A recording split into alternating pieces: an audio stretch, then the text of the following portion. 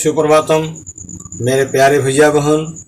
आज के इस वर्ग में आप सबका हार्दिक स्वागत है, अभिनंदन है। साथ ही आपके उज्जवल भविष्य की कामना करता हूँ और ये उम्मीद रखता हूँ कि आप सब यदि मनोयोग से पढ़ते रहेंगे तो निश्चित ही आप अपने परम लक्ष्य को प्राप्त कर सकते हैं। तो आइए आज के इस वर्ग में मैं व्यंजन संधि का शेष जो टॉपिक है उसे मैं लेकर के आज उपस्थित हूँ। आप मनोयोग से देखते रहेंगे। आज का है मुँह अनुस्वार। संस्कृत में एक सूत्र है व्यंजन संधि का मुँह अनुस्वार, लेकिन उसे हिंदी में मुँह अनुस्वार न कहकर हम उसके वर्ण के आधार पर ये क्लियर करते हैं। जैसे यदि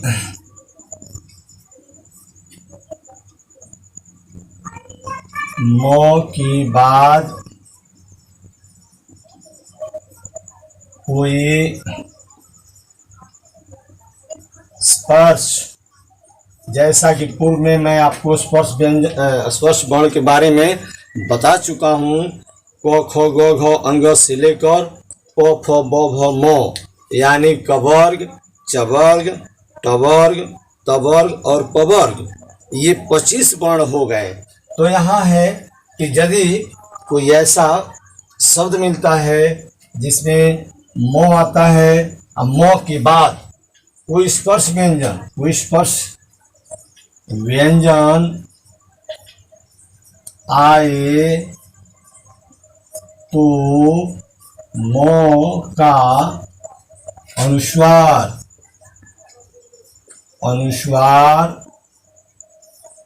हो जाता है। जैसे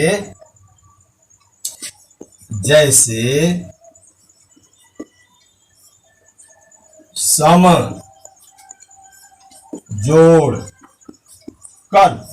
समजोड़ कल्प मेरा सूत्र है कि यदि मो के बाद, अर्थात यहाँ देखिए दो पार्ट में हो गया। संधि विच्छेद जब भी होता है तो मेरे प्यारे भैया बहन दो पार्ट हम करते हैं। जैसा कि पूर्व की भी क्लास में बता चुके हैं कि कोई भी शब्द का अर्थ यदि आपको जानना है तो उसे तोड़ेंगे हम, यानी संधि करेंगे। जैसे ही संधि विच्छेद करेंगे तो उसका अर्थ निकल जाता है। जैसे सम उपसर्ग हो गया और सूत्र हमारा कहता है स्पर्श व्यंजन। तो स्पर्श व्यंजन में हमने आपको बताया कवर्ग, क ख ग घ अंग, च छ ज झ ञ, ट ठ ड ढ अण, त थ द ध न, प फ ब भ म। तो इस 25 में से कोई भी वर्ण आ जाता है तो ये म का अनुस्वार हो जाएगा। यहाँ अनुस्वार हो गया, म उठ करके अनुस्वार में बदल गया, म खत्म हो गया और ये कल्प हो जाएगा।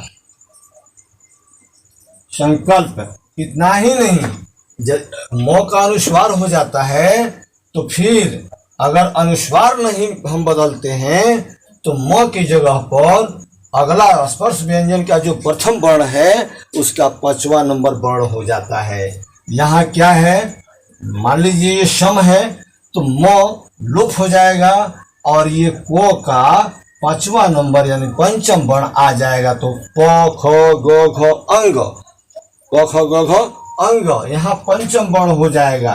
कैसे हो जाएगा, संकल्प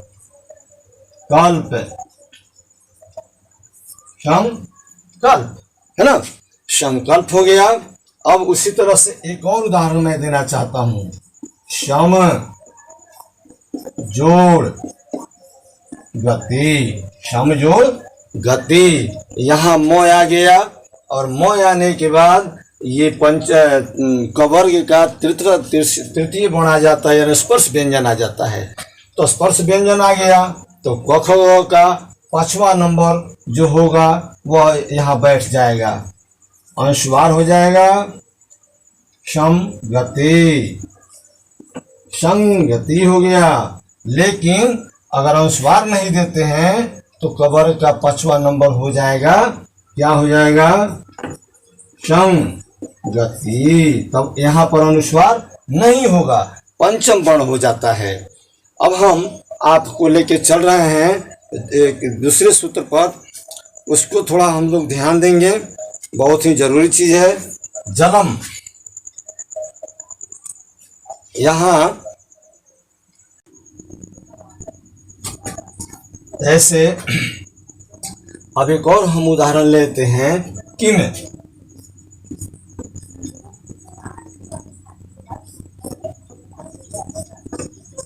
किम जोड़ चित्त, किम जोड़ चित्त।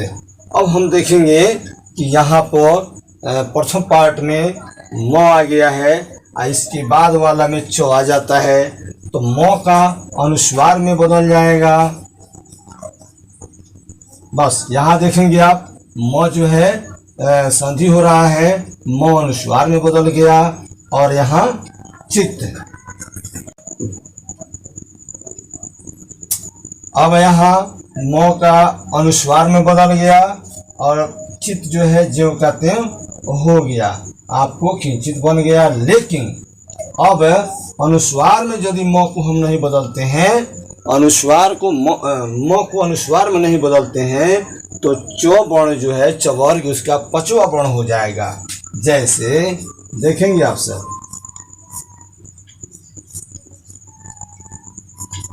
किंचित, अनुस्वार खत्म, लोप हो गया।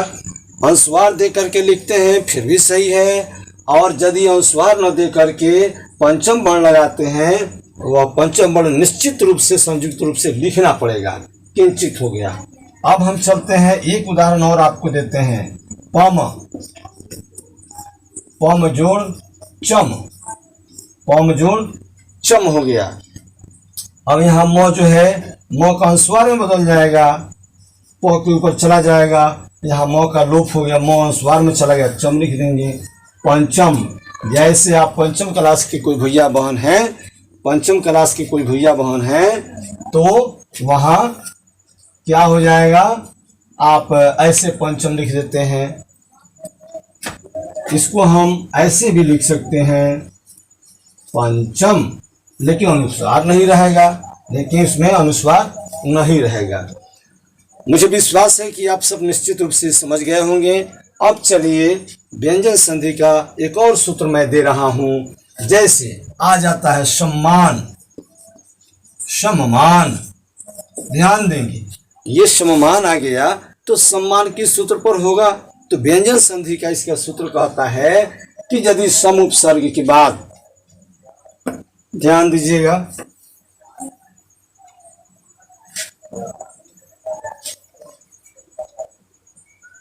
यदि म के बाद, यदि म के बाद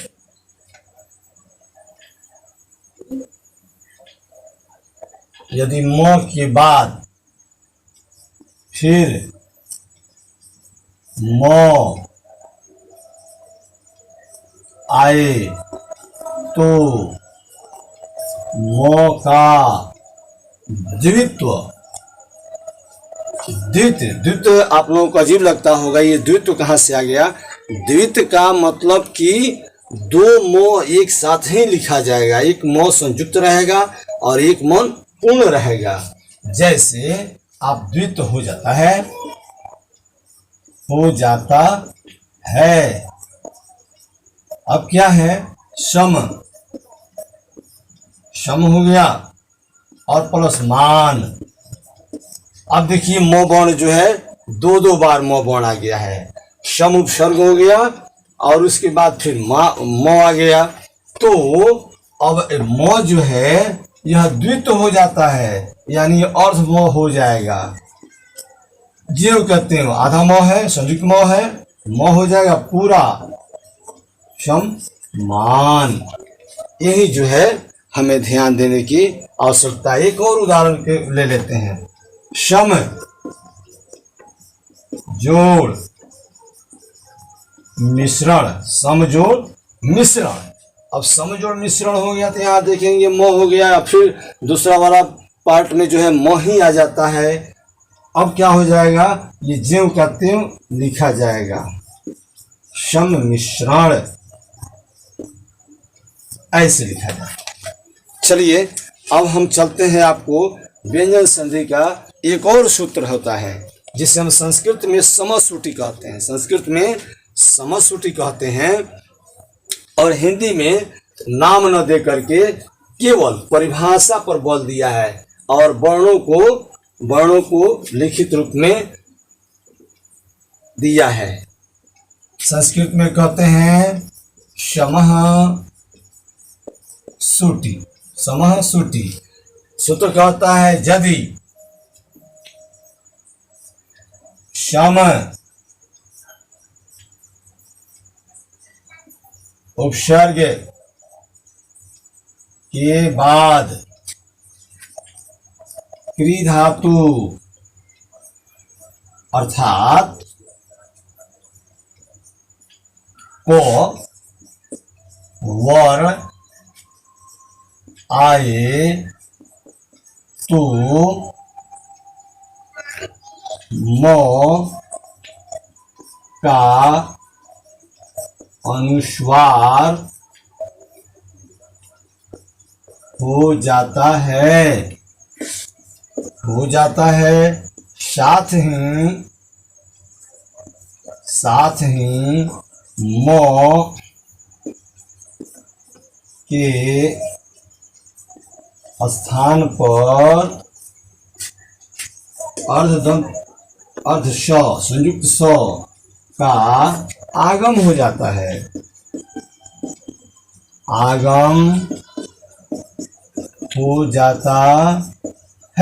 ध्यान देंगे। सम जोड़ कार हमारा सूत्र कहता है सम उपसर्ग के बाद क्री धातु अर्थात क वर्ण आए तो म का अनुस्वार हो जाता है। यहाँ सम उपसर्ग हो गया और सम उपसर्ग के बाद क आ गया है तो म अनुस्वार में बदल जाएगा। म उठ करके अनुस्वार में बदल गया, म का जगह खाली हो गया तो पुनः यही दंत स आधा आकर के यहाँ प्लस करेगा। देखिए म का अनुस्वार हो गया और जब म का अनुस्वार हो गया तो खाली जगह पर को के कारण पुनः एक दंत स आके लग जाता है, संस्कार लिख देंगे, संस्कार। फिर एक उदाहरण और है सम जोड़ कृति। अब देखेंगे म का अनुस्वार हो जाएगा, अनुस्वार हो गया, म की जगह पर यही आधा दंत स आ जाएगा और कृति लिख देंगे, समजोड़ कृति। पुनः एक बार संस्कृत का संधि विच्छेद करना हो तो आप क्या करेंगे? अक्सर लोग पूछ दिया करते हैं कि संस्कृत का संधि विच्छेद बताइए, तो यहाँ उसी तरह से होगा सम जोड़ कृत। अब देखिए सम उपसर्ग हो गया और क्री है यानी को ही आना चाहिए, दूसरा कोई वर्ण नहीं। अगर दूसरा वर्ण आता है तो यह सूत्र नहीं सिद्ध हो सकता है मेरे बच्चों, इसलिए को ही आना चाहिए। तो सम जोड़ कृत हो गया तो म अनुस्वार में बदल जाएगा, अनुस्वार में बदल गया और म की जगह पर ये आधा स यहाँ पर आके प्लस करेगा और कृत लिख देंगे। अब देखिए ये क्या बन गया? संस्कृत। ये बन गया संस्कृत। ये हमारा व्यंजन संधि है जो आज हम इसको पूरा कर रहे हैं। फिर मैं उम्मीद करता हूँ कि आप सभी भैया बहन इसे मनोयोग से जरूर देखेंगे और वर्ग में भी अध्ययन करते रहेंगे, कमेंट मेरे पास करेंगे। यदि कुछ जानना चाहते हैं, आप इच्छा रखते हैं तो मुझे अपने विचारों से अवगत कराएंगे। मैं कोशिश करूंगा कि आपके विचार का स्वागत करते हुए पुनः मैं मार्गदर्शन दे सकूं।